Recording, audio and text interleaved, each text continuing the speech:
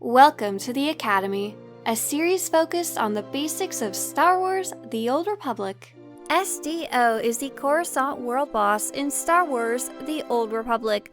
Although it's recommended for characters level 17 and up, this world boss is no joke. Like all other world bosses, you cannot solo this fight. But unlike most other low-level world bosses, you cannot go into this fight with just 4 high-level characters.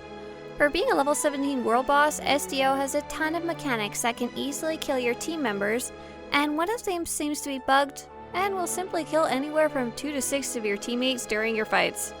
I recommend going in with at least 10 members, though I've seen up to 16 suggested for this world boss.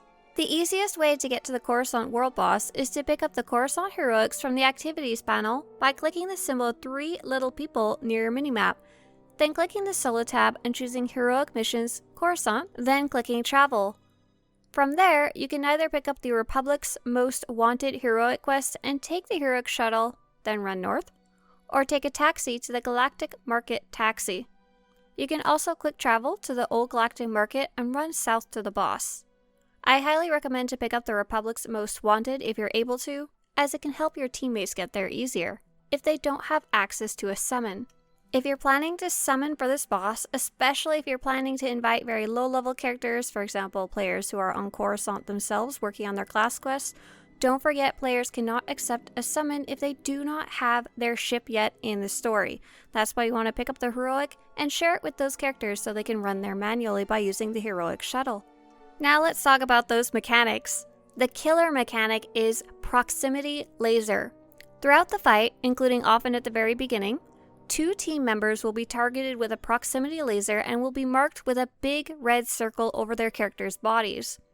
What I've always been told is that these 2 players need to run far apart from each other, and if they're too close together, they'll explode and die. These 2 targeted players will be connected by a beam of light, with the color of the beam indicating how far away they are from each other, with yellow being way too close, blue being pretty good, and green being acceptably far away. That sounds easy, you say. If I get a red thing on my body, I should run away from the other person with a red thing on their body. Here's where things get tricky. In my experience, it seems to matter how far away the 2 players are when they are originally picked, instead of how far away they run from each other. And I'm not entirely convinced that running away even helps. But for the sake of this guide, I'll advise you to at least try and run away from your teammate if you both get targeted by the proximity laser. I do know if you're successfully 20 meters away from your targeted teammate and have a green laser between you, not only will you not die, but you'll also get a damage boost for a short time. Don't confuse this green laser beam with the Commando's healing ability, which is also a green beam of healing. What usually happens with proximity laser is that 2 players get marked, then they explode, and both die without having a lot of time to separate. In my testing, 2 of my players started near each other at full health and died in under 3 to 4 seconds, which was not enough time for them to notice they had the red circle and actually run far enough away from each other to survive.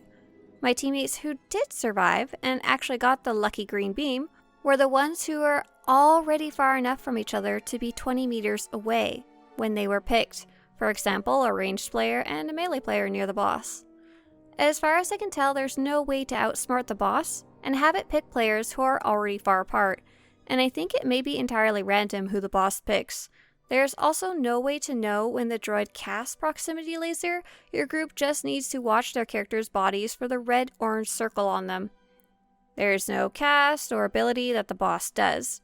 It seems to happen first at the very beginning of the fight, then once every 30 seconds or so. This is why such big groups are recommended. A chunk of your teammates will likely just die and there's not much you can do about it.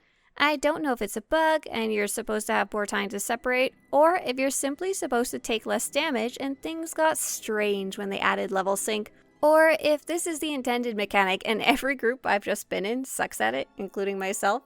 But this boss is pretty much impossible for smaller groups. And this mechanic is why you'll automatically die in the first second or 2 if you try and solo this boss while exploring Coruscant. One thing that does help a little bit is to have your ranged players spread out in a big circle around the boss before you start.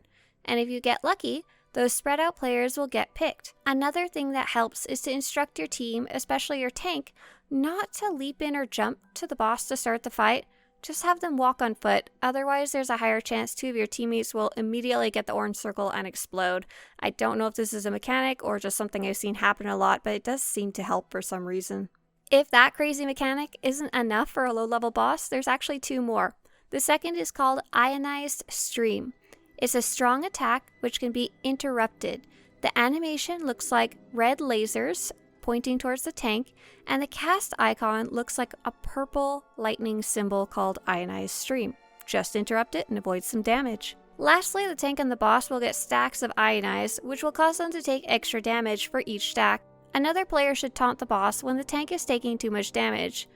They can swap back once the original tank stack wears off. The ionized icon looks like a white trooper on a blue background with electricity and can stack up really fast. Honestly, a lot of my groups forget about this and we ignore it as we're too busy laughing about those 2 players who just got nuked out of oblivion earlier in the fight. Even though that's only 3 mechanics, the Coruscant world boss is hilariously overpowered for being a boss designed for low-level players. The equivalent boss on the Imperial side, the Dromon the first boss, is nowhere near as difficult, nor are there any other world bosses of a similar caliber that even really have mechanics you need to pay attention for. I hope this longer video about the Coruscant world boss's mechanics didn't scare you off. I really like this world boss, and it can be really satisfying to take it down, especially if you can get together a big enough group that it doesn't matter if somewhere between 2 to 6 of your players automatically die. Maybe we'll see this mechanic or the damage from it fixed in the future, but in the meantime, enjoy watching your friends get exploded in one hit. It makes me laugh every time. If you want to show your support for these guides, visit Swtorista.com/support. And if you want to have similar Star Wars The Old Republic videos show up on your YouTube homepage, subscribe to this channel. Good luck on your world boss hunt.